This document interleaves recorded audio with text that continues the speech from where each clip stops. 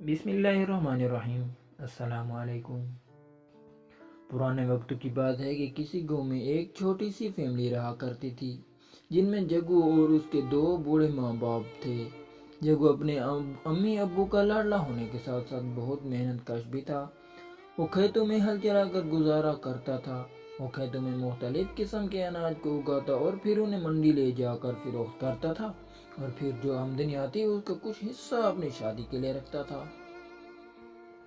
جگو اپنی خالہ کی بیٹی سے بہت پیار کرتا تھا، لیکن اس کی خالہ بہت لالچی عورت تھی۔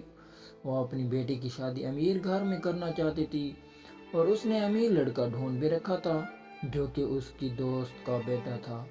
یہ لڑکا انتہائی بدتمیز اور بے لحاظ تھا۔ اسے اپنی دولت پر بڑا گھمنڈ تھا۔ ایک روز جگو کی ماں اسے کہتی ہے کہ جگو بیٹا، جلدی جلدی پیسے کماؤ، میں تمہاری شادی کرنا چاہتی ہوں۔ پھر اس کی ماں کہتی ہے میں نے تمہارے لیے ایک لڑکی ساتھ والے گاؤں میں پسند کر رکھی ہے۔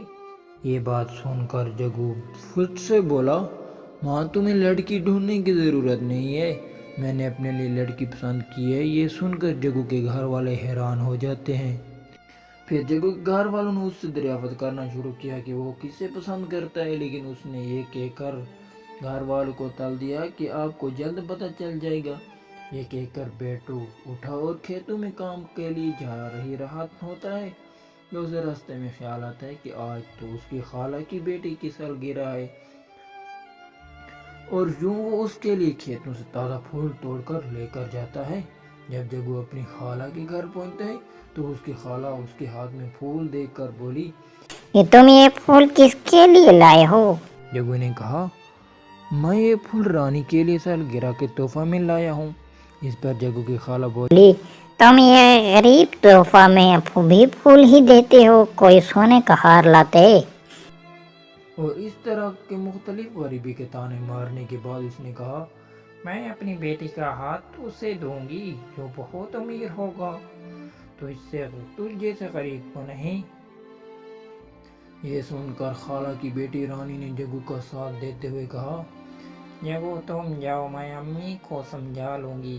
رانی کی یہ بات سن کر جگو وہاں سے چلے جاتا ہے، مگر وہ بھی نہیں جانتا تھا کہ رانی بھی اس کی ماں کی طرح لالچی ہے، اور وہ بھی اس سے پیار کرنے کا ناٹک کر رہی ہے۔ اگلا ہی روز رانی کے گھر اس کی امی کے امیر سہیلی اور اس کا بیٹا آ گیا۔ یہ دونوں لالچی ماں بیٹی اس کی بڑی گاڑی اور شان و شوکت دیکھ کر حیران رہ گئی۔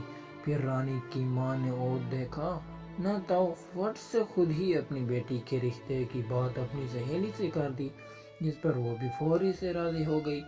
بات پکی ہوتے ہی رانی اور وہ امیر لڑکا دونوں گھومنے کے لیے گاؤں میں گاڑی پر جاتے ہیں۔ ان دونوں کو اکٹھے گھومتا دیکھ کر جگو کافی پریشان ہوتا ہے اور بالآخر رانی سے پوچھتا ہے کہ یہ لڑکا کون ہے جس کے ساتھ تم گاڑی میں گھوم رہی ہو؟ رانی جگو کو بتاتی ہے، یہ میرا ہونے والا شوہر ہے۔ پھر اتنے میں ہی وہ لڑکا امیر جگو کے بارے میں رانی سے پوچھتا ہے، یہ کون ہے؟ تو رانی کہتی ہے، یہ میرا دور کا کزن ہے۔ رانی کی یہ سب باتیں سن کر جگو بہت افسردہ ہوتا ہے۔ یہ کہہ کر رانی اور اس کے ہونے والا شوہر وہاں سے چلے جاتے ہیں۔ پھر جگو اپنی سوچیں میں گم غصے سے زمین پر زور زور سے پو مارنے لگتا ہے کہ اچانک اسے محسوس ہوتا ہے کہ زمین کے نیچے کچھ ہے۔ جب وہ اس جگہ کی کھدائی کرتا ہے تو اسے زمین میں سے بہت سارا سونا ملتا ہے۔ وہ سارا سونا اٹھا کر گھر لے جاتا ہے۔ اس کے پاس ڈھیر سارا سونا دیکھ کر جگو کی ماں باپ بہت خوش ہوتے ہیں۔ جگو وہ سارا سونا سونار کو بیچ دیتا ہے اور بہت امیر ہو جاتا ہے۔ اور یوں ہی دوسری طرف سیلاب آنے پر رانی کے ہونے والے شوہر کی ساری زمین برباد ہو جاتی ہے اور وہ غریب ہو جاتا ہے۔ جب جگو کے امیر ہونے کی خبر رانی اور اس کی ماں تک پہنچتی ہے، وہ بہت شرمندہ ہوتی ہیں۔ اس کہانی سے ہمیں یہ سبق ملتا ہے کہ ہمیں کبھی کسی کو غریب سمجھ کر دھتکارنا نہیں چاہیے، کیونکہ اچھا اور برا وقت کسی ایک شخص کی میراث نہیں ہے، یہ کسی پر بھی آ سکتا ہے۔ اگر آپ کو یہ کہانی اچھی لگی ہو تو پلیز میرے چینل کو ضرور سبسکرائب کریں۔ ملتے ہیں نیکسٹ کہانی میں۔